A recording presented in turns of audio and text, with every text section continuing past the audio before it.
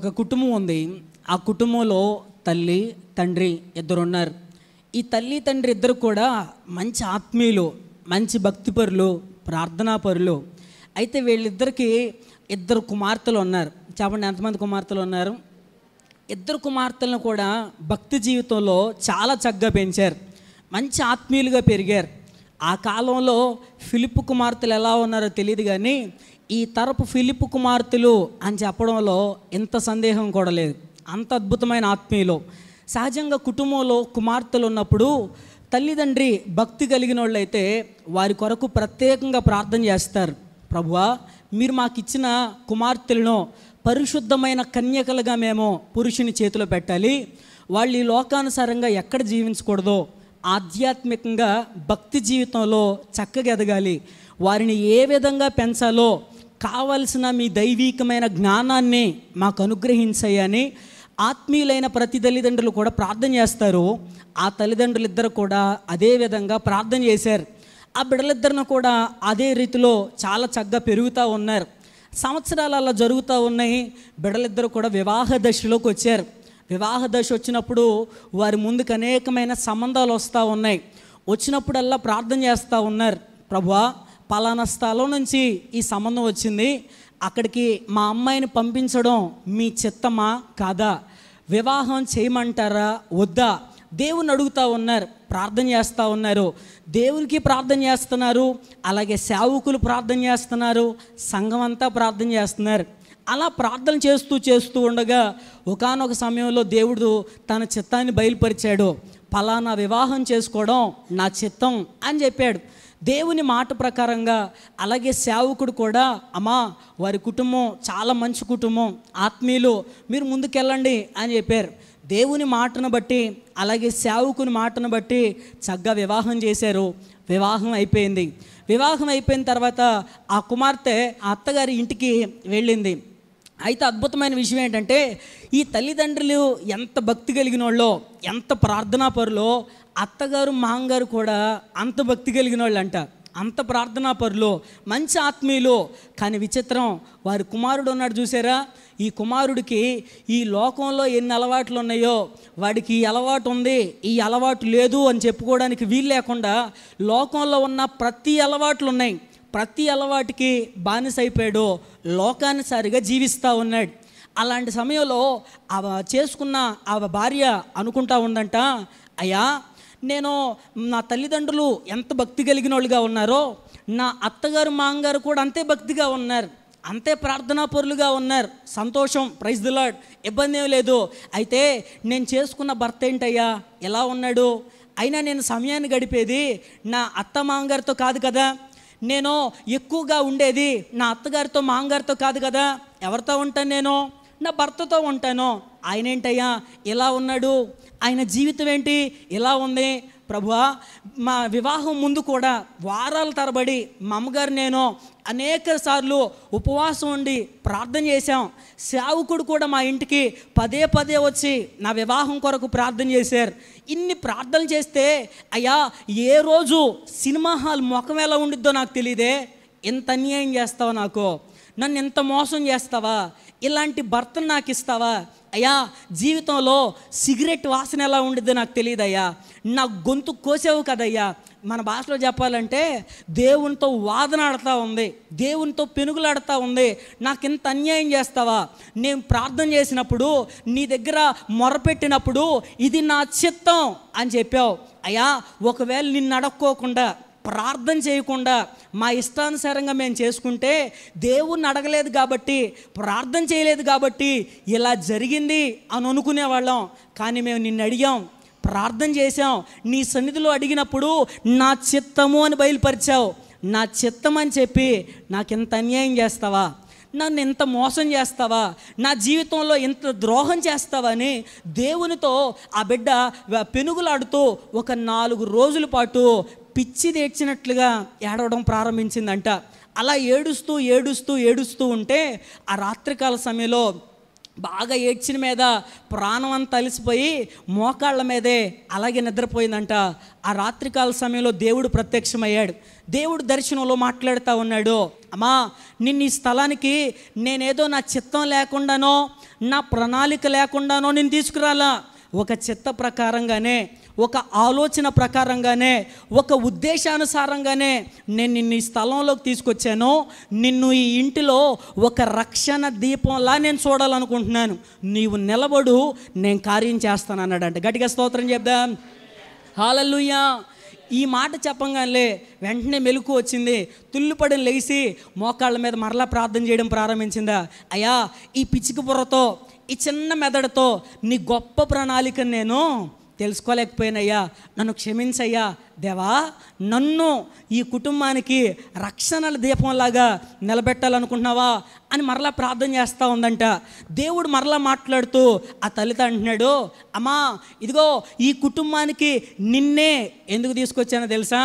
ఈ కుటుంబంలో నీలాంటి సాత్వికురాలైతేనే ఇక్కడ ఉపయోగపడుతుందని, ఈ మూర్ఖుడైన ఈ త్రాగుబోతు భర్త మార్పు చెందుతాడని నిన్ను ఈ స్థలంలోకి తీసుకొచ్చానమ్మా అని చెప్పాడంట. స్తోత్రం చెప్పండి గట్టిగా. నిజంగా దేవుని ప్రణాళిక ఎంత ఉన్నతంగా, ఎంత గొప్పగా ఉంటాయో ఒకసారి ఆలోచన చేయండి. ఎందుకంటే మానవ రీతిగా మనం ఎన్నోసార్లు ఆలోచన చేస్తూ ఉంటాం. కొన్నిసార్లు మన కుటుంబంలో ఉన్న పరిస్థితులను బట్టి సహజంగా కొంతమంది నెమ్మది కలిగిన భార్యలకు, నెమ్మదిగా ఉండే స్త్రీలకు మూర్ఖుడైన భర్త దొరుకుతూ ఉంటాడు. అలాంటి సమయంలో వీళ్ళు కూడా అనుకుంటూ ఉంటారు, అయ్యా నాకెందుకయ్యా ఇలాంటి భర్తనిచ్చావు? నేనేం పాపం చేశానయ్యా? నా జీవితంలో ఎందుకయ్యా ఇలా జరిగింది అని అనుకుంటూ ఉంటాం. నీకే ఎందుకు ఇచ్చాడో తెలుసా? నీలాంటి సాత్వికురాలైతేనే ఆ స్థలంలో నిలబడగలిగిద్దని ఆకాశమందలి దేవుడు ఎరిగాడు. హల్లెలూయా. కేవలం అలానే స్త్రీలు మాత్రమే నెమ్మదిగా ఉంటారు, పురుషులే మూర్ఖులుగా ఉంటారని కాదు. కొన్ని కుటుంబాల్లో పురుషులు చాలా నెమ్మదిగా ఉంటారు, చాలా నిదానంగా ఉంటారు. స్త్రీల దగ్గరికి వచ్చేసరికి వాళ్ళు నోరు తెరవక ముందు గాబ్రియేలుకి స్వయాన దేవదూత అక్క చెల్లిలాగే ఉంటారు. నోరు తెరిస్తే మాత్రం ఇక ఎవరు ఆపలేరు అంతే. స్తోత్రం హల్లెలూయా. ఇలాంటి కఠినమైన పరిస్థితులు మన కుటుంబాల్లో కూడా జరుగుతూ ఉంటాయి. ఒకవేళ ఈరోజు ఈ వాక్యాన్ని వింటున్న ప్రియ సహోదరుడా సహోదరి, మీ కుటుంబ వ్యవస్థలో కూడా ఇలాంటి సన్నివేశాలే, ఇలాంటి సిచ్యువేషన్సే, ఇలాంటి పరిస్థితులే ఒకవేళ ఎదురవుతూ ఉంటే దాన్ని చూసి భయపడాల్సిందే, ఇబ్బంది పడాల్సిందేం లేదు. దేవుడు ఆ తల్లితో చెప్పినట్లుగా దేవుడు ఇక్కడ కూర్చున్న మనందరినీ కూడా ఆ విధంగా రక్షణ దీపంలాగా ప్రతి కుటుంబానికి ఆయన చూడాలని ఆశపడతా ఉన్నాడు. ఆ తల్లి ఏ విధంగా అయితే అయ్యా నేను కూడా నిలబడతానని ప్రార్థన చేసిందో, ఈరోజు మనం కూడా ఆ విధమైన ప్రార్థన చేయగలిగితే మనకున్న ప్రతి సమస్య నుంచి కూడా ఆయన మనలను విడిపిస్తాడు. ఆ తల్లి కూడా ప్రార్థన చేసిందంట, ప్రభువా ఈ ఇంటికి నన్ను ఒక రక్షణ దీపంలాగా చూడాలనుకుంటున్నావు కదా, నేను నిలబడతాను, నీవు కార్యం జరిగించు. అయితే ఇలాంటి క్లిష్టమైన పరిస్థితిలో, ఇలాంటి కఠినమైన సమయంలో నేను కృంగిపోకుండా ఉండినట్లు అయ్యా నా సహనాన్ని, నా ఓర్పును మీరే పెంచండి. ఇలాంటి సమయంలో నిలబడగలిగిన శక్తిని నాకు దయచేయండి, కావలసినంత ప్రార్థనా జీవితాన్ని ఇవ్వండి అయ్యని ప్రార్థన చేస్తూ ఉంది. రోజులు అలా జరుగుతూ ఉన్నాయి. జాగ్రత్తగా వినండి. కొన్ని రోజులు అలా జరుగుతూ ఉంటే ఈ భర్త ఉన్నాడు చూసారా, ఈ భర్త మరలా ఫుల్గా త్రాగేసి అలాగే వచ్చాడంట. ఈ అత్తగారు మామగారు కోడలి యొక్క కన్నీటి ప్రార్థన చూసి తాగొచ్చిన ఆ కొడుకు ముఖం మీదే ఉమ్మేసి, అరే అసలు నీలాంటోడు మా కడుపున పుట్టకుండా ఉంటే మంచిదిరా, మంచి బంగారం లాంటి ఆ కూతురికి నిన్ను తీసుకెళ్ళి ఆ అమ్మాయి కట్టబెట్టాం, ఆ అమ్మాయి గొంతు కోసాంరా, ఇంత దారుణమైన పని మేమే చేసినట్టున్నావు, నువ్వేంట్రా ఇలా ఉన్నావు, మేమెంత భక్తిగా ఉంటే భక్తిహీనుడిగా బ్రతుకుతున్నావేంటని తన కొడుకునే ఇలా తిడతా ఉన్నారంట. తిడతా ఉంటే వెంటనే భార్య ఎక్కడుండి విందో ఈ మాటలో గబగబా పరిగెట్టుకొచ్చేసి, మామయ్య గారండి ఆయన్ని అలా తిట్టొద్దండి, ఇదిగోండి మనలను మార్చిన దేవుడు ఏదో ఒకరోజు ఆయన్ని కూడా ఖచ్చితంగా మారుస్తాడు. ఒకవేళ చేయాల్సినంత ప్రార్థన మనం చేయలేకపోతున్నావేమో, ఈరోజు ఇంకా బలంగా ప్రార్థన చేద్దాం అనందంట.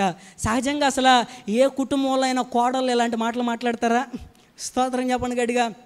ఈ మాట మాట్లాడంగానే ఆ తల్లిదండ్రి ఇద్దరు కూడా ఆశ్చర్యపడిపోయి, దేవుడు మంచి ఆత్మీయురాలైన కోడలు మాకు ఇచ్చాడు, అమ్మా కలిసి ప్రార్థన చేద్దామని ఇక ముగ్గురు కలిసి ప్రార్థన చేస్తూ ఉన్నారు.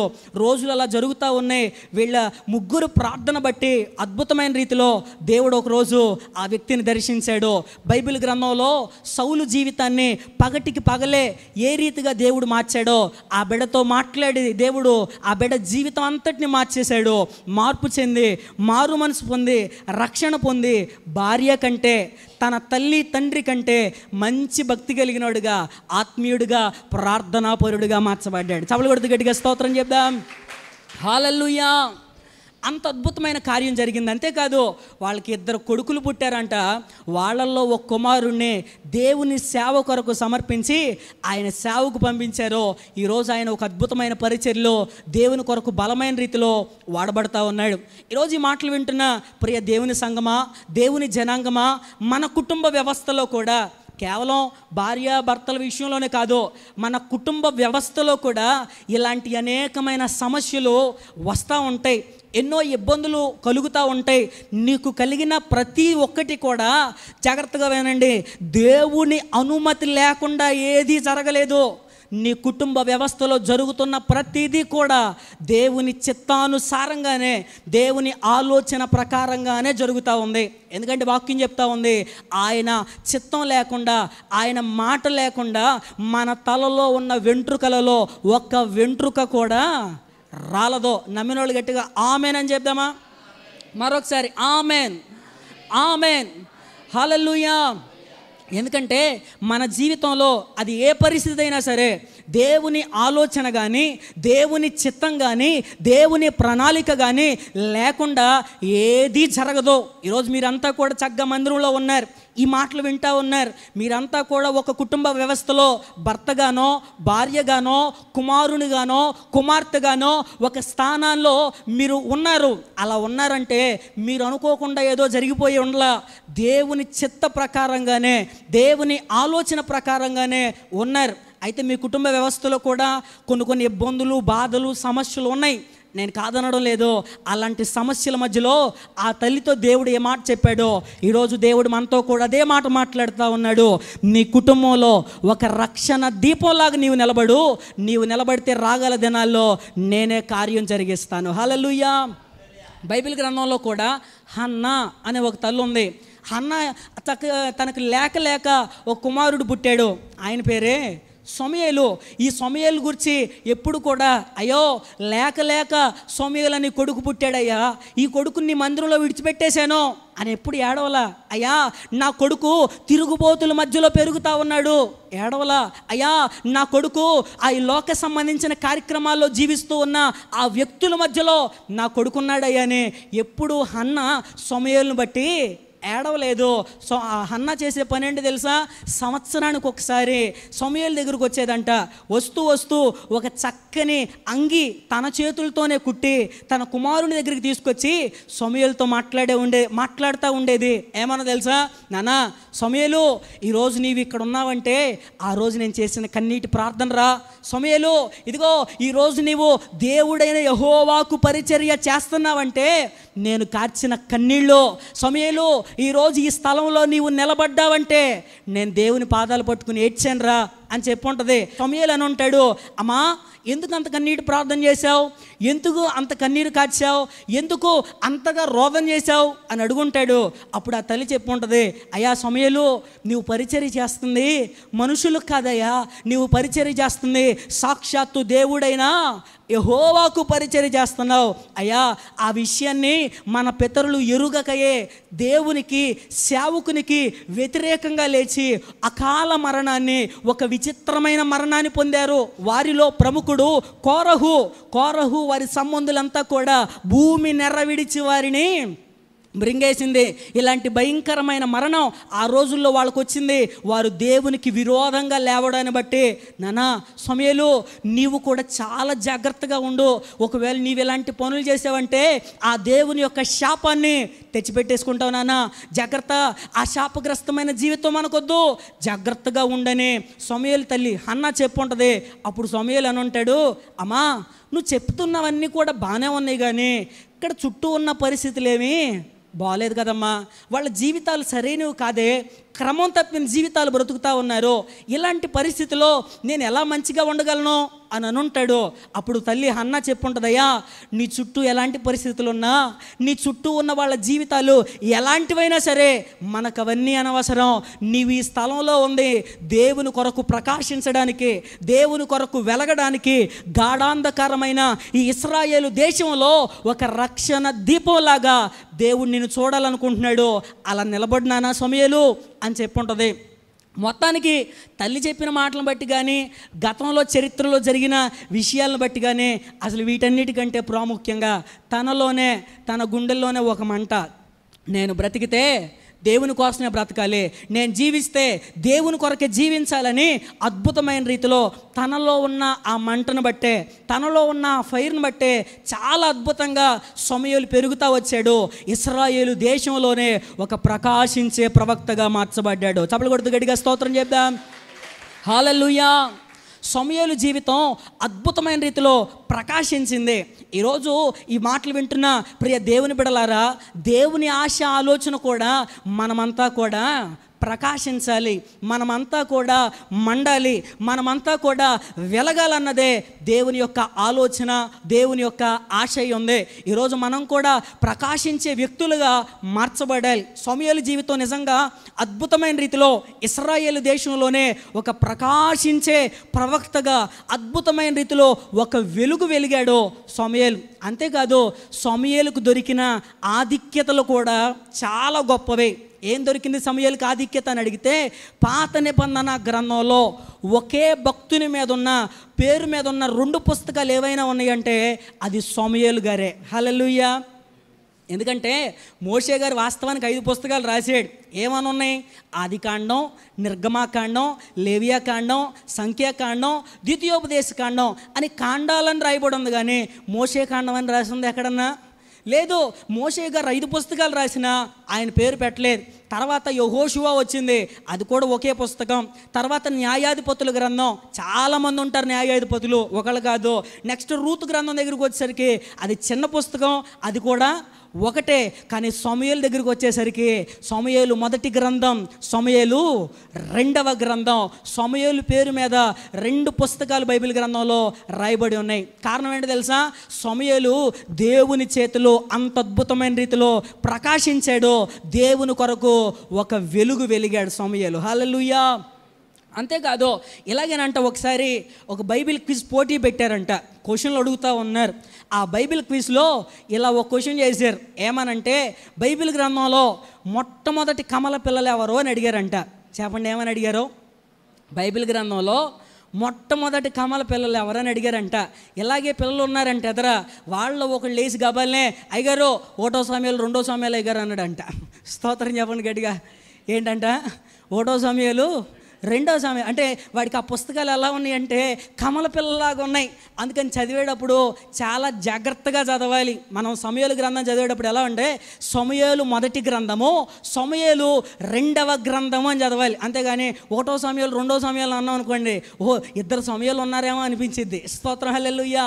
అందుకని చదివేటప్పుడు జాగ్రత్తగా ఉండాలి. సరే, ఆయన జీవితంలో దొరికిన మరొక ఆధిక్యత, మరొక గొప్ప విషయం ఏంటంటే, యేసుక్రీస్తు ప్రభు వారిని శకపురుషుడు అని అంటారు. చెప్పండి ఏమంటారు? శకపురుషుడు. ఆయన పుట్టుకుని బట్టే క్రీస్తుకు పూర్వం, క్రీస్తు శకం అనేవి ఈ 2 కూడా వచ్చినాయి. అయితే ఆ కాలంలో ప్రవక్తలందరిని కూడా ఏ విధంగా చూసేవాళ్ళు తెలుసా? సమూయేలుకి ముందున్న ప్రవక్తలు, సమూయేలుకి తర్వాత ఉన్న ప్రవక్తలు. అంటే సెంటర్ ఆఫ్ ద ప్రాఫిట్గా, మధ్యస్థానం కలిగిన ప్రవక్తగా గొప్ప పేరు సంపాదించుకున్నాడు. అంత మాత్రమే కాదు, ప్రవక్త అనే పేరు అసలు అబ్రహాం గారి దగ్గర నుండి ప్రారంభించబడింది.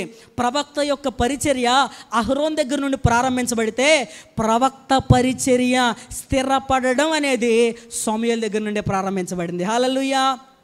ఎందుకు సమూయేలుకి ఎంత ఆధిక్యత దొరికింది?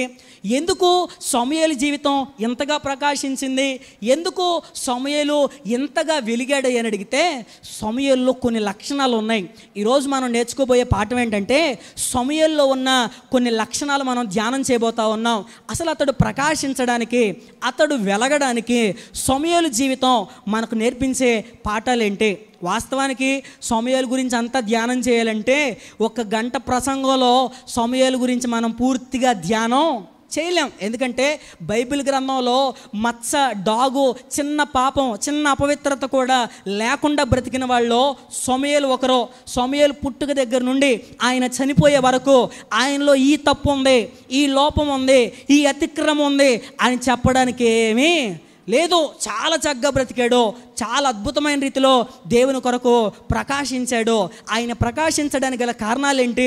మనం ప్రకాశించాలంటే, మనం కూడా వెలగాలంటే ఏం చేయాలో ఆయన జీవితంలో నుండి కొన్ని విషయాలు ధ్యానం చేద్దాం. అందుకే భక్తులు పాడారు కదా, ప్రకాశించే ఆ దివ్య సియోనులో గనుడా నిన్ను దర్శింతును.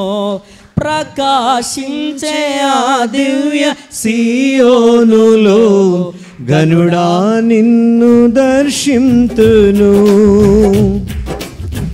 కలలోనైనా అనుకోలేదు నాకింత భాగ్యము కలదని. కలలోనైనా అనుకోలేదు నాకింత భాగ్యము కలదని.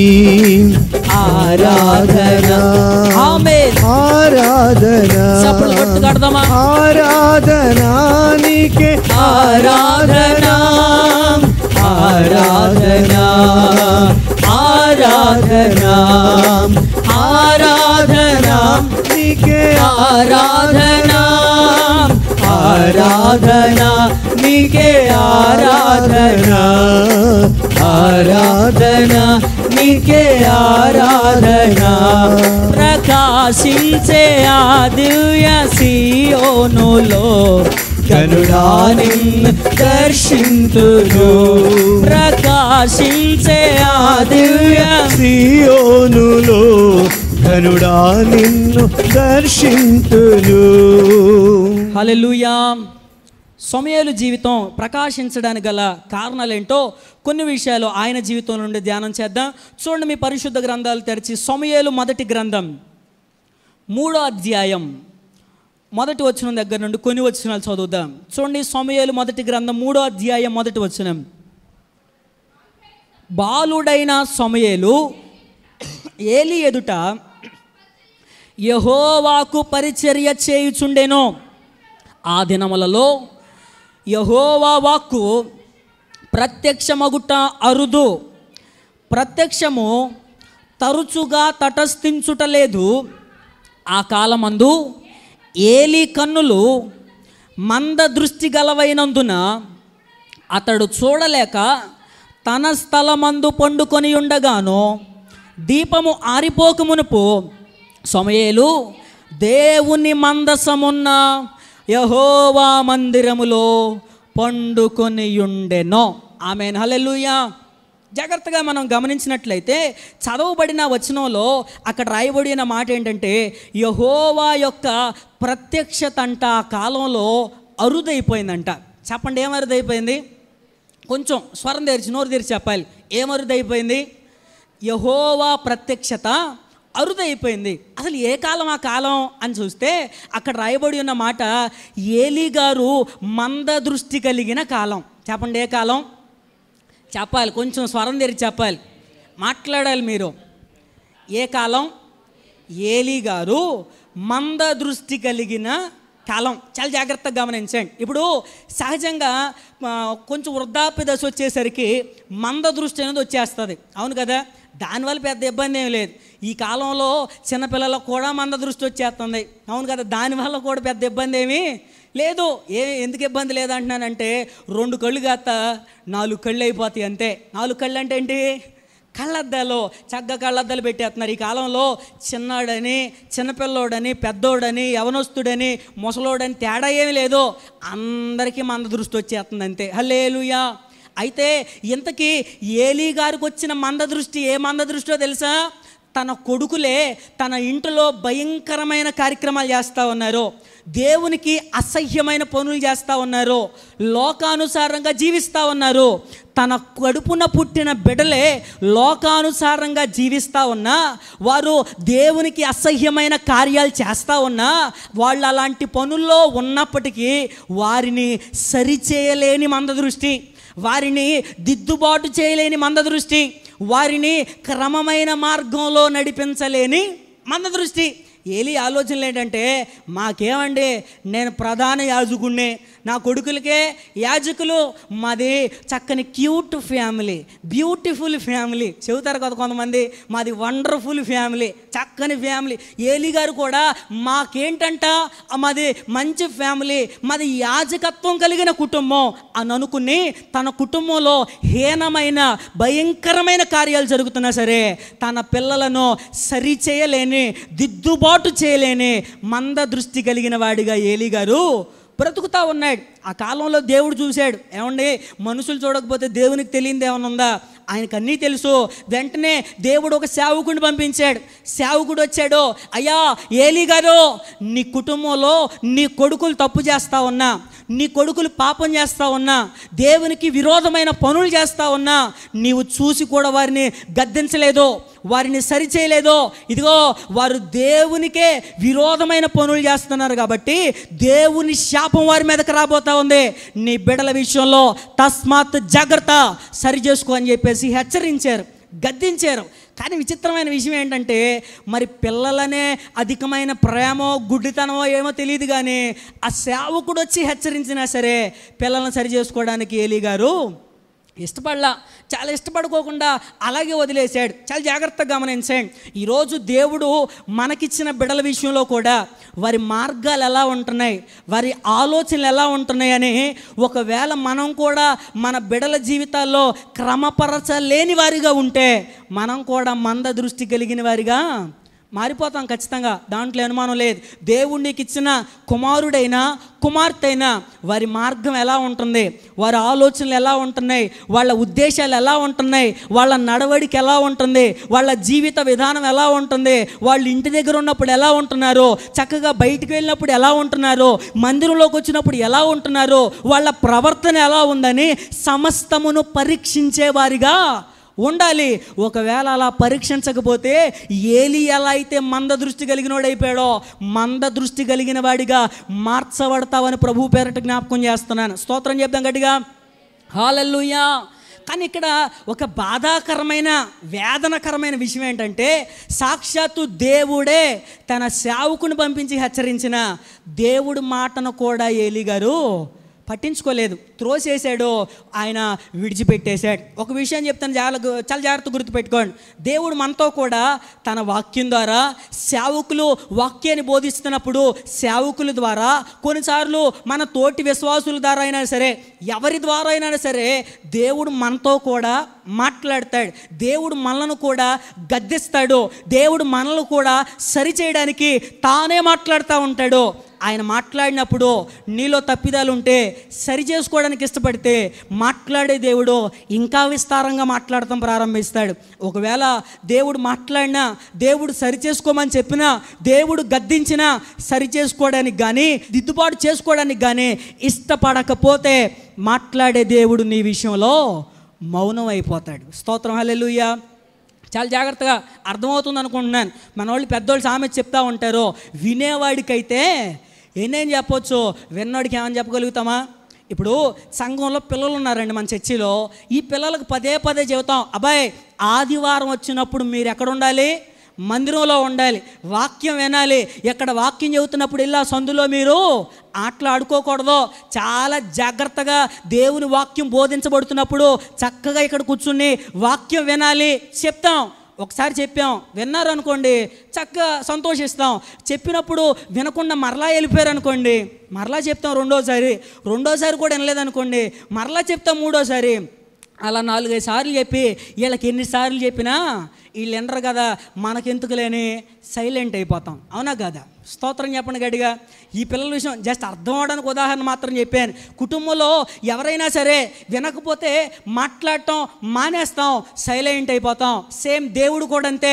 నీ విషయంలో ఆయన మాట్లాడతాడు, నీవు మాట వింటూ ఉంటే, ఆయన చెప్పిన దానికి అనుగుణంగా నడుచుకుంటూ ఉంటే మాట్లాడే దేవుడు ఇంకా మాట్లాడతాడు.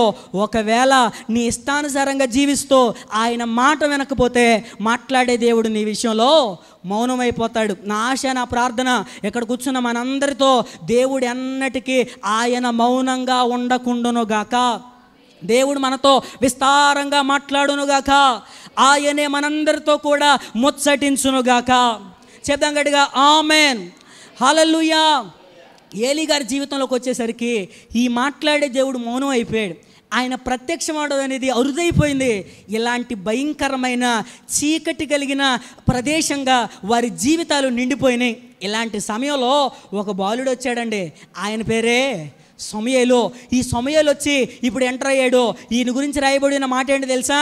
ఈయన దేవుడైన యెహోవాకు పరిచర్య చేస్తా ఉన్నాడు. మనం చదివిన వచనాల్లో 3వ వచనంలో రాయబడి ఉంది, ఈ సమూయేలు అంట దేవుడైన యెహోవా ఆయన మందసం ఉన్న మందిరంలో సమూయేలు గారు పడుకున్నాడు. చెప్పండి, ఎక్కడ పడుకున్నాడు? దేవుని మందసం ఉన్న మందిరంలో పడుకున్నాడు. బాగా వినాలి. ఇప్పుడు సమూయేలు గారు మందిరంలో పడుకున్నాడు. మరి ఈయన గురువు గారు ఉన్నాడుగా, ఏలీ గారు, ఆయన ఎక్కడ పడుకున్నాడు? ఎక్కడ పడుకున్నాడు తెలుసా? దిద్దుబాటు చేసుకోలేని, సరి చేసుకోలేని మంద దృష్టి కలిగిన స్థలంలో పడుకున్నాడు. బాగా వినాలి. ఇప్పుడు సమూయేలు ఎక్కడ పడుకున్నారో రాశారు, తర్వాత ఏలీ ఎక్కడ పడుకున్నారో రాశారు. కానీ ఏలీ గారు కొడుకులు ఉన్నారు చూసారా, ఓప్ని, ఫినెహాస్, వీళ్ళు ఎక్కడ పడుకున్నారు రాశారా? రాయిలా. ఎందుకు రాయలేదు తెలుసా? అది ఇక చెప్పకూడని స్థలం, చీకటి కలిగిన స్థలం, భయంకరమైన ప్రదేశాల్లో వారు నివసిస్తూ ఉన్నారు. ఇక్కడ అద్భుతమైన విషయం ఏంటంటే, దేవుని మందిరంలో సేవకుడు లేకపోయినా, సేవకుని పిల్లలు లేకపోయినా, సమూయేలు మాత్రం దేవుని మందిరంలోనే ఉన్నాడు. ఆయన మందిరంలోనే పడుకున్నాడు. మనం అడుగుదాం సమూయేలుని, ఏమయ్యా సమూయేలు, నీ గురువు గారు ఉన్నాడే ఏలీ గారు, ఆయనే లేడు కదా మందిరంలో, ఆయన పిల్లలు లేరు కదా మందిరంలో. అవునయ్యా, మా గురువు గారు లేరు, ఆయన పిల్లలు కూడా లేరు. అయినా నేను ఇక్కడికి వచ్చింది గురువు గారి కోసం, ఆయన పిల్లల కోసం కాదు.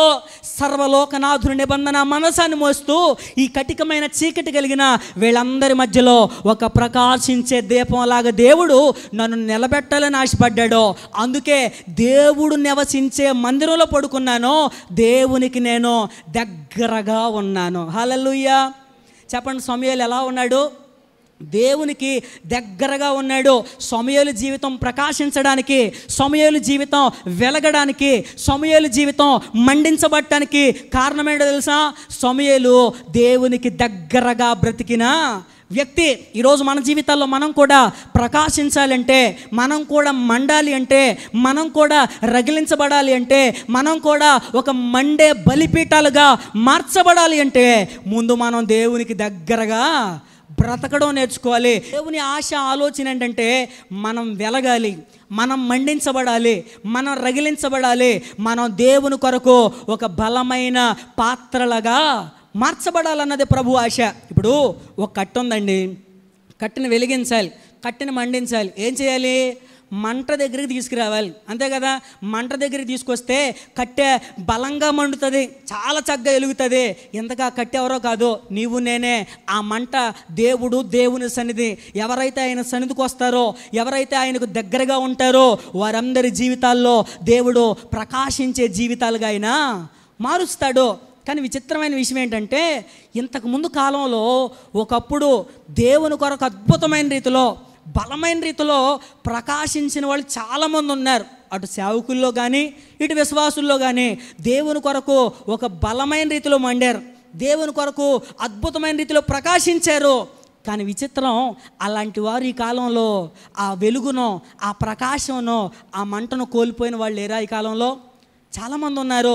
ఆ వెలుగును కోల్పోయి, ఆ ప్రకాశాన్ని కోల్పోయి కొంతమంది రాజకీయాల వైపు, కొంతమంది లోకం వైపు, కొంతమంది వ్యసనాల వైపు, దేవుని నుండి దూరం అయిపోయి లోకానికి దగ్గర అయిపోయి వారిలో ఉన్న మంటను, ఆ ఫైర్ను కోల్పోయిన వాళ్ళు చాలామంది ఉన్నారు. మరి ఈరోజు ఈ మాటలు వింటున్న మీలో ఎంతమంది వెలుగుతూ ఉన్నారో, ఎంతమంది ఆరిపోయిన జీవితాలుగా ఉన్నాయో నాకు తెలియదు. ఒకవేళ నీ జీవితం ఆరిపోయిన జీవితంగా ఉంటే దేవుడు నీతో చాలా స్పష్టంగా తెలియపరుస్తున్నమాట, నిన్ను మరలా వెలిగించాలని, మరలా నీ జీవితం ప్రకాశించేదిగా, మరలా నీ జీవితం మండేదిగా ఉండాలని నేను ఆశపడతా ఉన్నాను. నీవు గనక నా దగ్గరకు వస్తే, నా మందిరంలో ఉంటే, నాకు దగ్గరగా నీవు జీవించగలిగితే ఆరిపోయిన నిన్ను మరలా నేనే వెలిగిస్తాను. హల్లెలూయా. దేవుడు చాలా స్పష్టంగా తెలియపరుస్తున్న విషయాలు మనమంతా కూడా ప్రకాశించాలి. దేవునికి మనం దగ్గరగా ఉండాలంటే చాలా జాగ్రత్తగా వినండి. మూడు బలమైన సాధనాలు ఉన్నాయి. ఈ 3 బలమైన సాధనాలు ఎవరైతే చక్కగా వాడుకుంటారో వాళ్ళంతా కూడా దేవునికి దగ్గరగా రాగలుగుతారు. ఏంటి బలమైన సాధనాలు? 1 ప్రార్థన, 2 వాక్యం, 3 సంఘ సహవాసం. ఈ మూడిట్లో ఏది మిస్ అయినా సరే దేవునికి మనం దూరం వెళ్ళిపోతూ ఉంటాం అంతే. ఈ 3 ఏది ఎప్పటికీ ఎన్నటికీ మిస్ అవ్వకూడదు. 1 ప్రార్థన, 2 వాక్యం, 3 సంఘ సహవాసం. ఈ మూడిట్లో ఎవరైతే ఎదుగుతూ ఉంటారో వాళ్ళందరూ కూడా దేవునికి దగ్గరగా రాగలుగుతారు. దేవునికి దగ్గరగా వచ్చే వారి జీవితాలు ప్రకాశించేవిగా, వెలిగేవిగా మార్చబడతాయి. చరిత్రలో ఒక అద్భుతమైన దైవజనుడు ఉన్నాడు. ఆయన పేరు బెన్సన్ ఇడోసా. చెప్పగలరా ఒకసారి? బెన్సన్ ఇడోసా అద్భుతమైన సేవకుడు. కానీ విచిత్రమైన విషయం ఏంటంటే ఆయన చిన్న వయసులోనే చాలాసార్లు ఆయన చచ్చిపోయాడు అనుకుని తీసుకెళ్ళి పడేశారంట. విచిత్రం, చచ్చిపోయినోడు కూడా మళ్ళీ బతుకొచ్చేసేవాడంట. హల్లెలూయా. ఇలా చాలాసార్లు జరిగిందంట. చచ్చిపోయాడు అనుకున్నారు, కొంచెం బలహీనంగా ఉండేవాడు, ఇడుగు ఆరోగ్యం బాగోక చచ్చిపోయాడు అనుకుంటున్నారు, మరలా బతుకుతూ ఉన్నాడు. చచ్చిపోయాడు అనుకుంటున్నారు, మరలా బతుకుతున్నాడు. ఇలా చాలాసార్లు జరుగుతూ ఉంది. అలాగే రోజులు జరుగుతూ ఉన్నాయి. ఒకరోజు ఇలాగే పాస్టర్ గారు రోడ్డు అమ్మట వెళ్తూ ఉంటే మనోడు ఈ బెన్సన్ ఇడోసా గారు క్రికెట్ ఆడుతూ ఉన్నాడంట. ఈ క్రికెట్ ఆడేటప్పుడు మరి బాల్ వెళ్ళి తగిలిందో, ఆడే బ్యాట్ని ఇసిరేసాడో పాస్టర్ గారి మీద తెలీదు. ఈ క్రికెట్ ఆటకే పాస్టర్ గారు కూడా దెబ్బలు తగిలినాయి ఒకరోజు. హల్లెలూయా. పాస్టర్ గారి దెబ్బలు తగిలితే మరి పాస్టర్ గారు దేవుని ప్రేమతో క్షమించాలి కదా. క్షమించేసి చేర్చుకుని దేవుని గురించి చెప్పడం ప్రారంభించారు. దేవుని గురించి తెలుసుకోవడం ప్రారంభించి ఇక క్రమంగా మందిరానికి రావడం ప్రారంభించాడంట. బాగా వినాలి. మందిరానికి వస్తూ అలా రోజులు జరుగుతూ ఉన్నాయి. అలా వెతుకుతూ ఉన్నాడు. సంఘంలో ఉన్న విశ్వాసులందరూ కూడా ఎలాంటి తీర్మానంకి వచ్చేసారంటే బెన్సన్ ఇడోసా పట్ల దేవునికి గొప్ప ప్రణాళిక ఉంది.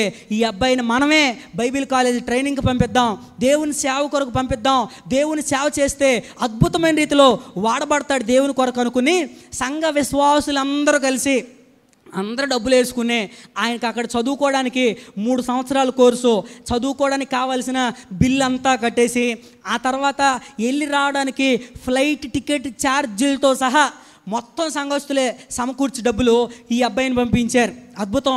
ట్రైనింగ్కి వెళ్ళాడు. 3 సంవత్సరాల ట్రైనింగ్లో కూడా చాలా జాగ్రత్తగా వినాలి. క్లాసులు జరిగేంతసేపు క్లాసులో ఉంటాం, క్లాస్ అవ్వడం, రూమ్లోకి వెళ్ళి దేవుని పాదాలు పట్టుకుని ఏడవడమే. పిచ్చోడుగా నేర్చినట్లు ఏడ్చేవాడంట. కొంతమంది సేవకులు చెప్పే మాట ఏంటంటే ఆయన కంటిన్యూస్గా 3 సంవత్సరాలు ప్రార్థన చేశాడంట. చెప్పండి, ఎన్ని సంవత్సరాలు? 3 సంవత్సరాలు కంటిన్యూస్గా ప్రార్థన చేశాడని చెప్తారు. ఏం ప్రార్థన? అయ్యా మా ఆఫ్రికా దేశాన్ని రక్షించు, సేవ్ ఆఫ్రికా, సేవ్ ఆఫ్రికా. ఇదే ప్రార్థన 3 సంవత్సరాల పాటు కన్నీటి ప్రార్థన చేశాడు. అద్భుతం. ట్రైనింగ్ అంతా అయిపోయింది. చక్కగా ట్రైనింగ్ కంప్లీట్ చేశాడు. పట్టా ఇచ్చారు. గ్రాడ్యుయేషన్ అయిపోయింది. ఇప్పుడు మరలా తిరిగి ఆఫ్రికా దేశానికి, తన స్వదేశానికి వచ్చేస్తూ ఉన్నాడు. ఇప్పుడు ఈ స్వదేశానికి వచ్చేసరికి ఈ సంఘస్థులు ఉన్నారు చూసారా, డబ్బులంతా వేసుకుని చక్కగా పంపించారు. వీళ్ళంతా కూడా ఇదిగో మా అబ్బాయి బెన్సన్ ఇడోసా రాబోతా ఉన్నాడు, మేము ఎయిర్పోర్ట్లోనే అతన్ని పలకరించాలి, ఎయిర్పోర్ట్లోనే కలుసుకోవాలని చెప్పేసి సంఘ విశ్వాసుల్లో ఒక 10 మంది ఎయిర్పోర్ట్కి వచ్చారు. ఎయిర్పోర్ట్లో ఈ బాబు అలా దిగి వస్తూ ఉన్నాడంట. చాలా జాగ్రత్తగా వినాలి. ఈ బాబు అలా దిగి రాగానే ఈ 10 మంది కూడా వెళ్ళిపోయి కంగ్రాచులేషన్స్ మై బాయ్, అద్భుతంగా ట్రైనింగ్ పూర్తి చేశావు, చాలా చక్కగా దేవుడిలో నీ పట్ల గొప్ప ప్రణాళిక ఉంది, ఆయన గొప్పగా వాడుకోబోతా ఉన్నాడు, చాలా సంతోషంగా ఉంది, నువ్వు చక్కగా పూర్తి చేసావని ఇలా అంతా కంగ్రాచులేషన్స్ అని చెప్పి ఈ 10 మంది కూడా ఒకళ్ళ తర్వాత ఒకళ్ళు ఇలా షేక్ హ్యాండ్ ఇస్తూ ఉన్నారంట. జరిగిన అద్భుతం ఏంటో తెలుసా? ఈ 10 మంది షేక్ హ్యాండ్ తీసుకోవడమే ఒక్కొక్కళ్ళకి కరెంటు షాక్ తగిలిన వాళ్ళలాగా కింద పడిపోయి గిల్ల కొట్టేసుకుని 10 మంది భాషలతో మాట్లాడటం ప్రారంభించారంట. చప్పట్లు కొడుతూ గట్టిగా స్తోత్రం చెప్దాం. హల్లెలూయా. ఆ ఎయిర్పోర్ట్లో ఉన్న వాళ్ళు ఎవరికి అర్థం కావట్లా. ఇప్పుడు ఈ 10 మంది భాషలతో మాట్లాడుతూ ఉంటే ఎయిర్పోర్ట్ అంతా గందరగోళం అయిపోతూ ఉంది. ఏం జరుగుతుంది ఇక్కడ, ఏమైపోతుందని చెప్పేసి సెక్యూరిటీ ఆఫీసర్ అంతా కూడా త్వరగా వచ్చి ఈ అబ్బాయిని అదుపులో తీసుకోవాలని ప్రయత్నం చేయబోతుంటే ఈ సెక్యూరిటీ ఆఫీసర్లు ఎవరైతే ఈ అబ్బాయిని పట్టుకున్న వాళ్ళకు కూడా కరెంటు షాక్ తగిలినట్టుగానే తగిలి వాళ్ళు కూడా భాషలతో మాట్లాడటం ప్రారంభించారంట. హల్లెలూయా. చాలా అద్భుతమైన రీతిలో, అంటే ఎంత ప్రకాశిస్తేనో, దేవునితో ఎంత అనుబంధం కలిగితేనో ఆ రీతిగా ప్రకాశించాడు వాస్తవానికి. అంతేకాదు సేవ ప్రారంభించి ఆ ఖండాన్ని ఊపేశాడంటే దేవుని కొరకు అనేక ఆత్మలను దేవుని వైపు నడిపిస్తూ అద్భుతమైన పరిచర్య చేస్తూ వచ్చాడు. దేవుని సేవలో అలా కొనసాగుతూ ఉన్నాడు. ఆయన సేవ చేస్తున్నప్పుడు ఒకరోజు జరిగిన సన్నివేశం కూడా చాలా అద్భుతమైంది. ఏం జరిగింది ఆయన జీవితంలో? ఒకరోజు అలాగే సడన్గా అమెరికా దేశం వెళ్ళాలి. చెప్పండి, ఎక్కడికి వెళ్ళాలి? అమెరికా వెళ్ళాలి. వెంటనే ఎయిర్పోర్ట్కి వచ్చాడు. అప్పటికి ఫ్లైట్ టికెట్ బుక్ చేసుకోలేదంట. త్వరగా వచ్చేసయ్యా, నేను అర్జెంటుగా అమెరికా దేశానికి వెళ్ళాలి, నన్ను పంపించండి అంటున్నాడు. వీళ్ళేమయ్యా ఇప్పటికంటే అది కుదిరేది కాదు, మన ఆర్టీసీ బస్సులు కాదు కదా, ఎప్పుడు కావాలంటే అప్పుడు ఎక్కి వెళ్ళిపోవడానికి ఫ్లైట్ అంటే ముందుగానే టికెట్ బుక్ చేసుకోవాలి. అయ్యా ముందుగా చేసుకోవాలి కదా, ఇప్పుడు అవకాశం లేదు అని అన్నారంట. వెంటనే నేను అన్నాడయ్యా, ఒక్కసారి ఫ్లైట్లోకి వెళ్ళి ఎవరినైనా అడుగుతానో, ఎవరైనా సహాయం చేస్తారు నాకు అని అన్నాడంట. మరి బహుశా ఫ్లైట్ వాళ్ళు కూడా మొత్తం ఈయన విశ్వాసులు అయి ఉంటారు. అవి వెంటనే సరేనయ్య గారు వెళ్ళండి అని అన్నారు. ఇప్పుడు చక్కగా ఫ్లైట్లోకి వచ్చేసాడు. ఫ్లైట్లోకి వచ్చి ఇలాగే అందరి ముందు నిలబడి మాట్లాడుతూ అంటున్నాడు, ఇదిగో నేను అర్జెంటుగా అమెరికా దేశానికి వెళ్ళాలి.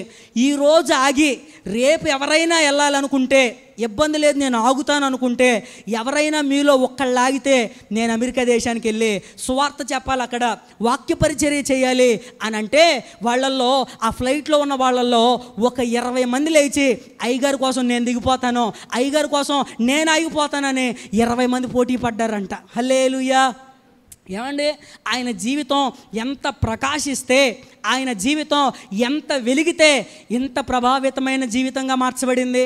వాళ్ళంతా కూడా ఆ రీతిగా మాట్లాడారంటే కారణం బెన్సన్ ఇడోస్ అనే వ్యక్తి ఆ రోజుల్లో దేవుని కొరకు ప్రకాశించే బలిపీఠం, దేవుని కొరకు మండించబడిన ఒక అద్భుతమైన వ్యక్తి. కాబట్టే అంత ఆధిక్యత దొరికింది.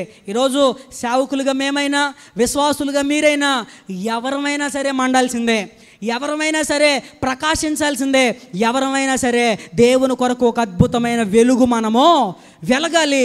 అలా వెలగాలంటే సమూయేలు వలె మనం కూడా దేవునికి దగ్గరగా బ్రతకడం నేర్చుకోవాలి. చెప్పండి, ఎలా బ్రతకాలి? దేవునికి దగ్గరగా.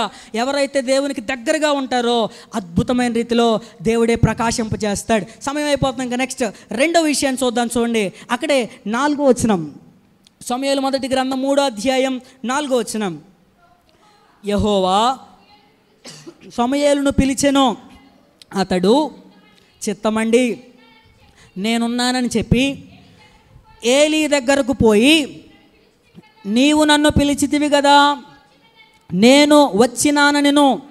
అతడు, నేను పిలవలేదు, పోయి పండుకోమని చెప్పగా అతడు పోయి పండుకొనెను. యెహోవా మరలా సమూయేలును పిలవగా సమూయేలు లేచి ఏలీ యొద్దకు పోయి, చిత్తము నీవు నన్ను పిలిచితివి గనుక వచ్చితినెను.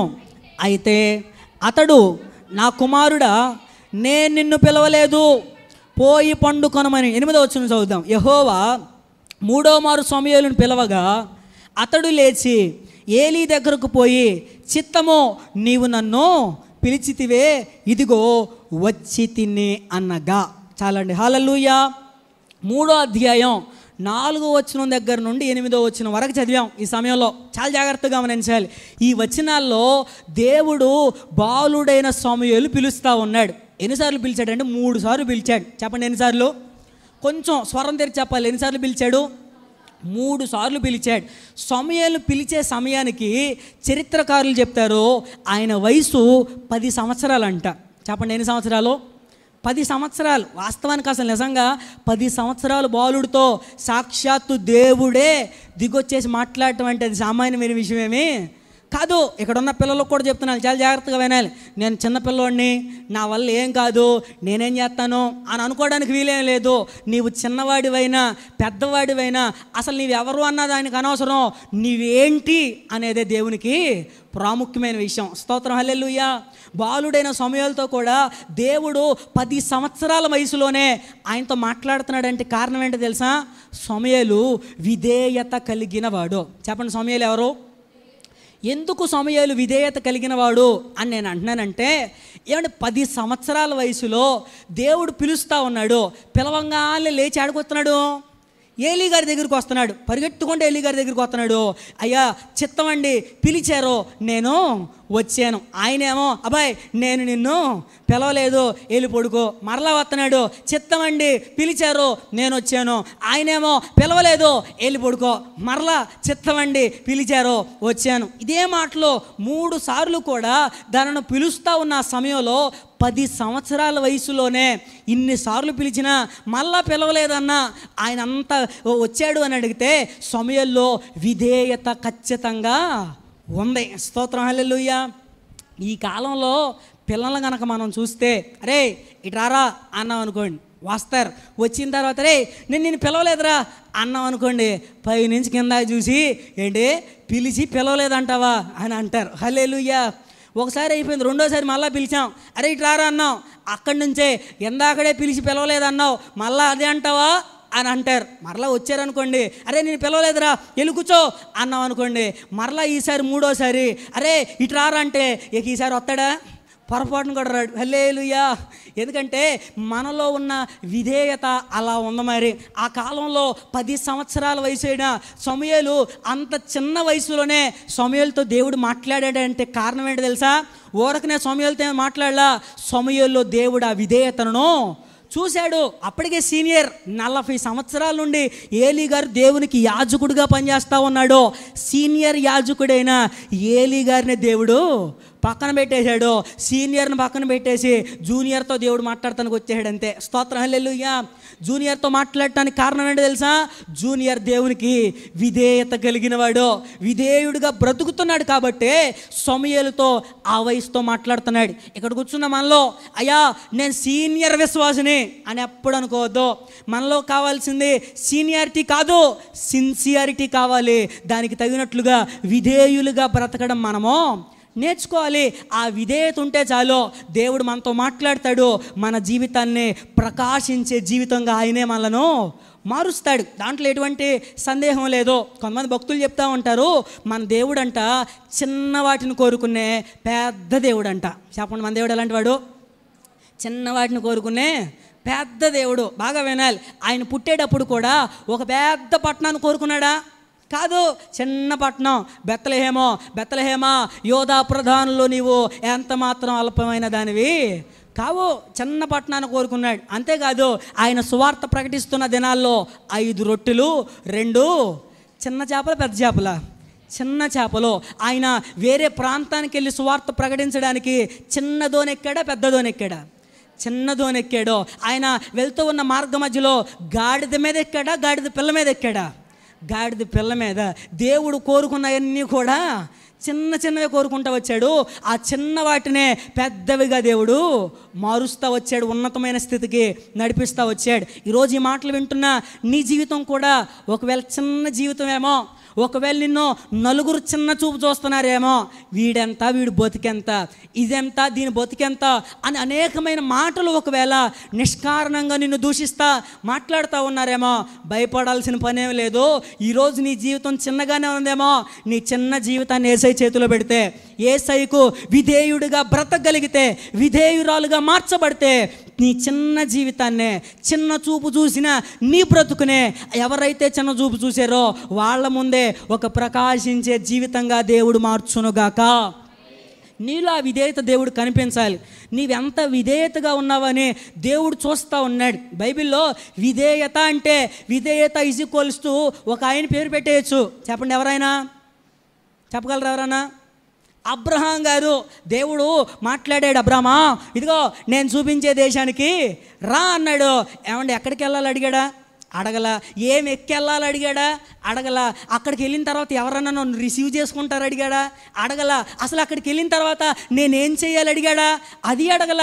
ఎక్కడికి వెళ్ళాలో తెలీదు, ఏం చేయాలో తెలీదు, ఎటు వెళ్ళాలో తెలీదు, ఏమీ తెలీదు. దేవుడు రమ్మన్నాడు అంతే, సైలెంట్గా మూటములు సర్దుకుని వచ్చాడంతే. స్తోత్రం, హల్లెలూయా.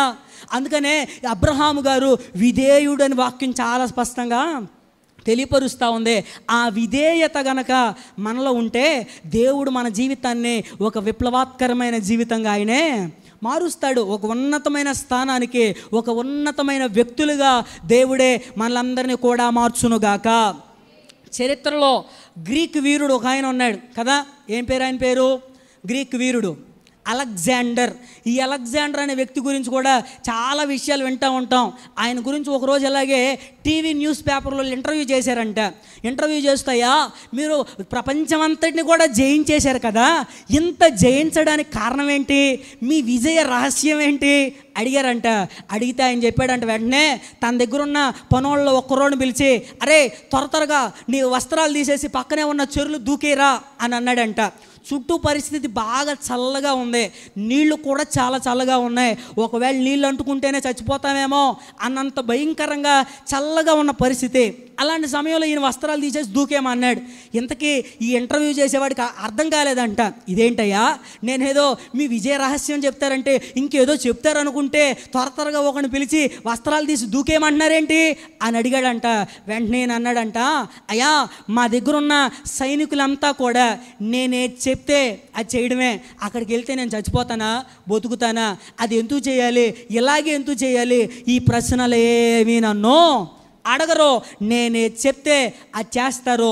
వాళ్ళు నాకు విధేయత చూపిస్తున్నారు కాబట్టే ఈరోజు ఇంత గొప్పగా నేను ప్రపంచాన్ని జయించగలిగాను అని చెప్పాడంట. నిజమే, మన జీవితాల్లో కూడా దేవునికి మనం ఎంత విధేయత చూపిస్తామో, దేవుని దృష్టిలో మనం ఎంతగా తగ్గించుకుంటామో, ఆయన బలిష్టమైన రెక్కల కింద దీన మనస్కులై ఎప్పుడైతే బ్రతకగలుగుతామో, అలాంటి మన జీవితాల్లో చిన్న జీవితమైనా సరే, ఎందుకు పనికిరాని జీవితమైనా సరే, నీలో ఉన్న విధేయతను బట్టే ఒక ఉన్నతమైన వ్యక్తిగా దేవుడే బలపరిచి మార్చునుగాక.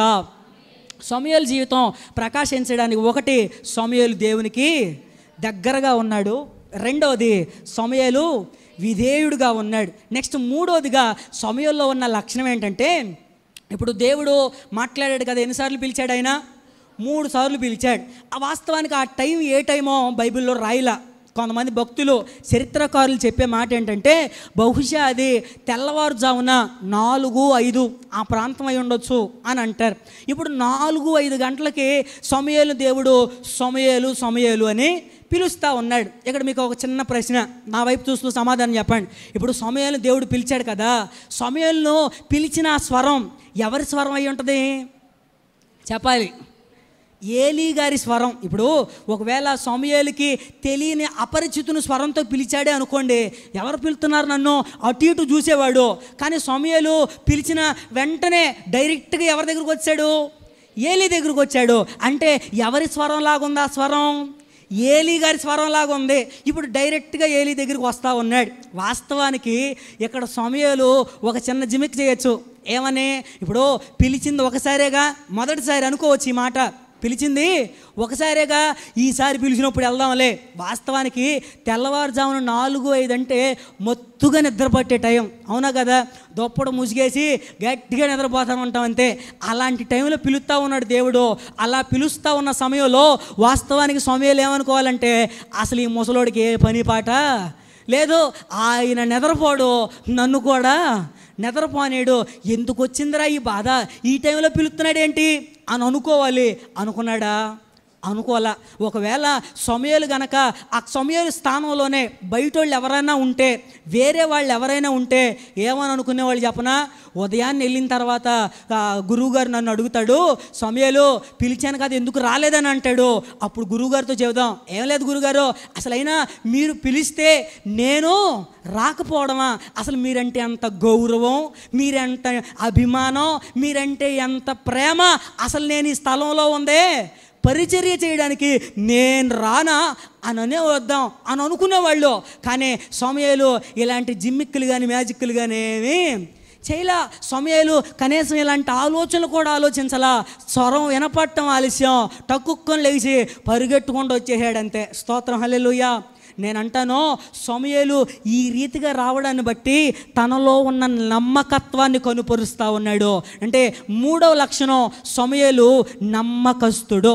చెప్పండి, సమూయేలు ఎలాంటి వాడు? 1, దేవునికి దగ్గరగా ఉన్నాడు. 2, విధేయుడుగా ఉన్నాడు. 3వది నమ్మకస్తుడుగా ఉన్నాడు. ఆది నుండి కూడా దేవుడు మనుషులందరిలో వెతుకుతుంది నమ్మకత్వాన్నే. కీర్తన గ్రంథం 101వ కీర్తన 6వ వచనంలో రాయబడి ఉంది, దేశంలో నా యొద్ద నివసించున్నట్లు నేను నమ్మకస్తులైన వారి కొరకు కనిపెట్టుచూ ఉన్నానని దేవుడు మాట్లాడాడు. సామెతల గ్రంథం 28వ అధ్యాయంలో రాయబడి ఉంది, నమ్మకమైన వానికి దీవెనలు మెండుగా కలుగుతాయి. నీ జీవితంలో నీకు మెండైన దీవెనలో ఆశీర్వాదం కుమ్మరించబడాలంటే ముందు నమ్మకస్తులుగా బ్రతకడం మనము నేర్చుకోవాలి. ఇశ్రాయేలు దేశంలో చాలామంది బాగా పాడగలిగిన వాళ్ళు, బాగా నడిపించగలిగిన వాళ్ళు, అద్భుతమైన లీడింగ్ చేయగలిగిన వాళ్ళు చాలామంది ఉన్నారు. కానీ దేవుడు వాళ్ళందరినీ పక్కన పెట్టేసి నత్తివాడినైన మోషే అనే దేవుడు కోరుకున్నాడు, ఎన్నుకున్నాడు. ఎందుకో తెలుసా? దేవుడే సాక్షాత్తు మోషే గురించి చెప్పిన మాట, మోషే నా ఇల్లంతటిలో నమ్మకస్తుడు, నమ్మకమైన వాడు. ఈరోజు ఆ నమ్మకత్వం దేవుడు మన జీవితాల్లో కూడా చూడాలని ఆయన ఆశపడతా ఉన్నాడు. నీకు ఇచ్చిన పని ఏదైనా సరే అది చిన్న పని అని బాధపడాల్సిన పని లేదు. నీకున్న చిన్న పనిలో నీవు నమ్మకంగా బ్రతకగలిగితే నీకున్న చిన్నదాన్నే ఒక ఘనమైనదిగా, మెండైన దీవెన కలిగినదిగా దేవుడే మార్చునుగాక.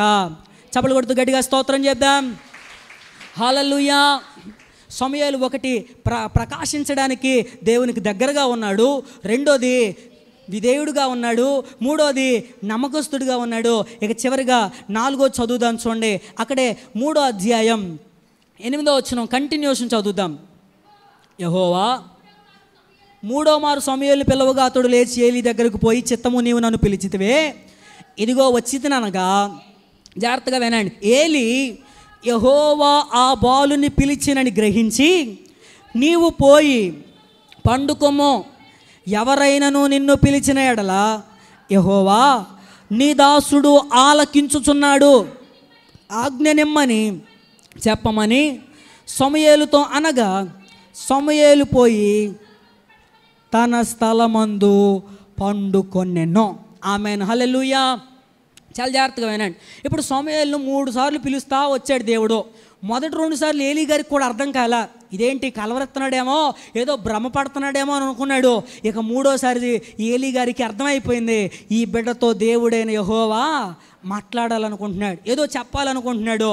ఇక వెంటనే సమూయేలుతో చెప్తున్నాడు, అయ్యా సమూయేలు, ఒకవేళ ఈసారి గనక అదే స్వరం నీకు వినబడితే నువ్వేం చేస్తావంటే, యెహోవా నీ దాసుడు ఆలకించుచున్నాడు, ఆజ్ఞయ్యా అని చెప్పు అని చెప్పాడు. సరే నయ్యగారు అని చెప్పేసి ఇప్పుడు చక్కగా సమూయేలు తన స్థలానికి వెళ్ళి మరలా పండుకున్నాడు. బాగా వినండి, ఇక్కడ ఒక చిన్న ఆలోచన చేద్దాం.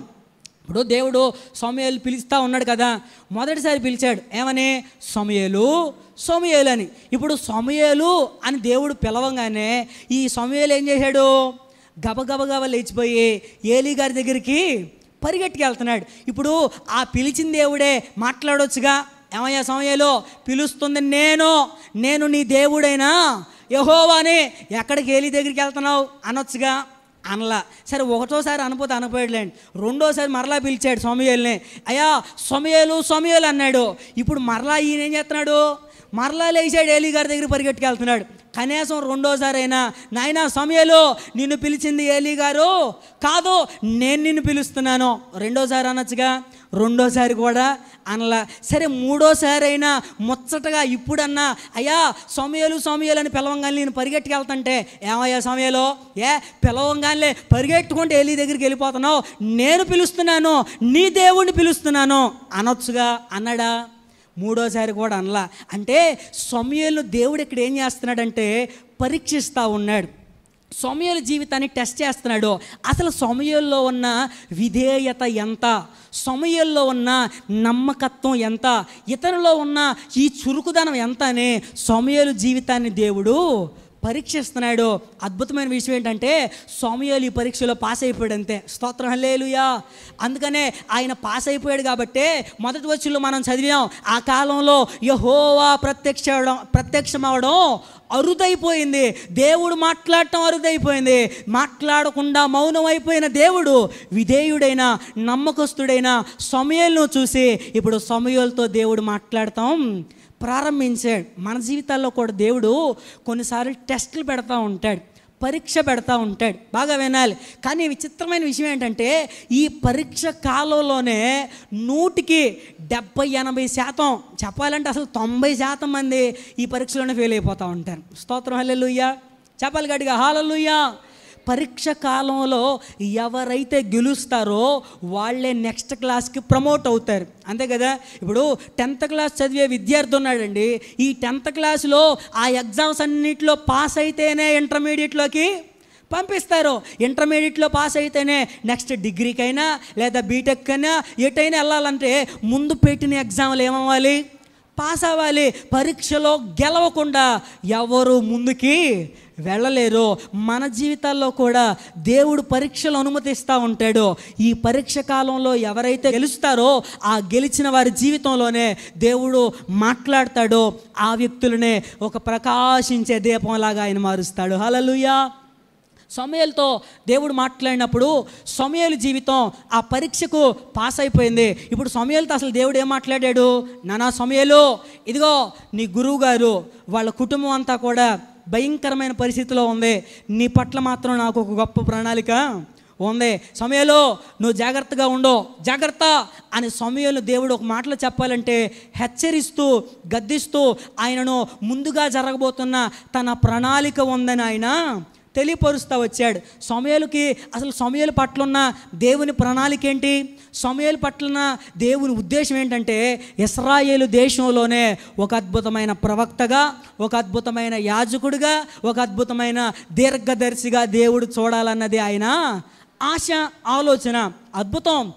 నిజంగా దేవుడు ఏ ప్రణాళిక కలిగి ఉన్నాడో సమూయేలు పట్ల సమూయేలు క్రమంగా ఎదుగుతూ దేవుని ఆలోచనకు అనుగుణంగా జీవిస్తూ ఇశ్రాయేలు దేశంలోనే అద్భుతమైన ప్రవక్తగా, యాజకునిగా, దీర్ఘదర్శిగా దేవుని కొరకు మార్చబడ్డాడు. హల్లెలూయా. సమూయేలు జీవితం ఒక అద్భుతమైన వెలుగు వెలిగింది. ఇశ్రాయేలు దేశంలో దాను నుండి బెర్షెబా వరకు మొత్తం 800 కిలోమీటర్లు ఉండిద్ది. ఈ పరిధంతట్లో కూడా సమూయేలుని ఎక్కడ చూసినా సరే గడగడ వనకాల్సిందే. ఇప్పుడు మన దేశానికి సరిహద్దులు ఉన్నాయి, చక్కగా చెప్తారు కదా, కాశ్మీర్ నుండి కన్యాకుమారి అని చెప్పేసి ఈ సరిహద్దులు ఎలా ఉన్నాయో ఇశ్రాయేలు దేశంలో కూడా దాను నుండి బెర్షెబా ఇవి సరిహద్దులు. ఈ సరిహద్దుల్లో ఎక్కడికైనా సరే సమూయేలు కనపడితే సమూయేలును చూసి గడగడగడ వనకాల్సిందే. సమూయేలు అంటే ఒక అద్భుతమైన రోషం కలిగిన ఒక చక్కని ప్రవక్తనే ఒక అద్భుతమైన గుర్తింపు పొందుకున్నాడు. అంతేకాదు ఒకరోజు ఇలాగే బెత్లెహేం అనే ఒక ఊరు వెళ్ళాడు. ఈ బెత్లెహేం ఊరిలో ఉన్న వాళ్ళంతా కూడా సమూయేలు అలా వస్తుంటే చూసి అంతా కూడా గడగడగడ వణిగిపోతూ, అయ్యా సమాధానంగానే వస్తున్నావా, నైనా సమాధానంగానే వస్తున్నావా? ఆయనే కాదు, ఆ ఊరికి పెద్ద ఒక ఆయన ఉన్నాడు, యషి గారు. ఈయన కూడా ఆయన వస్తాం చూస్తూ ఉంటే, అయ్యగారు సమాధానంగానే వస్తున్నారా, సమాధానంగానే వస్తున్నారా? అయ్యా సమాధానంగానే నేను వస్తున్నాను. హల్లెలూయా. ఏమండి, ఇశ్రాయేలు దేశంలోనే సమూయేలును చూస్తేనే గడగడ అందరూ లాడటానికి, అందరూ వణికిపోవడానికి కారణం ఏంటి తెలుసా? సమూయేలు జీవితం ప్రకాశించే జీవితం. సమూయేలు జీవితం ఒక వెలుగు వెలిగిన జీవితం. సమూయేలు దేవుని చేతిలో ఒక బలమైన సాధనంగా వాడబడ్డాడు. కారణం ఏంటి తెలుసా? 1 ఆయన దేవునికి దగ్గరగా ఉన్నాడు, 2 విధేయుడుగా ఉన్నాడు, 3 నమ్మకస్తుడిగా ఉన్నాడు, 4వదిగా తనకు పెట్టిన పరీక్షలో పాస్ అయిపోయాడు. హల్లెలూయా. ఈ 4 లక్షణాలు ఆయనలో ఉన్నాయి కాబట్టే సమూయేలు జీవితం అద్భుతమైన రీతిలో ప్రకాశించింది. ఈరోజు నీ జీవితం కూడా ప్రకాశించాలి అంటే, నీ జీవితం కూడా వెలగాలి అంటే, నీవు కూడా మండే బలిపీఠంగా మార్చబడాలంటే నీవు కూడా దేవునికి దగ్గరగా ఉండాలి, విధేయుడిగా ఉండాలి, నమ్మకస్తుడిగా ఉండాలి. దేవుడు నీకు పెట్టిన పరీక్షలో నీవు కూడా పాస్ అవ్వాలి, గెలవాలి. ఎవరైతే గెలుస్తారో వాళ్ళందరి జీవితాల్లో దేవుడే ప్రకాశింపజేస్తాడు, దేవుడే వెలిగించును గాక. ఈ మాటలు మనందరి వెనకల్లో ఆశీర్వదించునుగాక. అందరూ మోకరిద్దాం, ప్రార్థన చేద్దాం.